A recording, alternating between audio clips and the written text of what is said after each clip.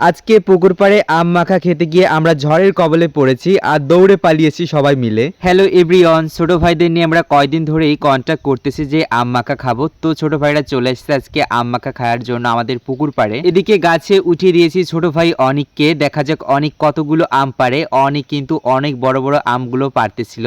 তো এবার হচ্ছে আমাদের আম পাড়া সব রেডি, এবার হচ্ছে আমরা আম মাখাবো। আজকে ছোট ভাই অনিক কিন্তু আম মাখাবে, আর ছোট ভাই অনিককে দিয়েছি আমরা সবাই মিলে আম মাখানোর জন্য।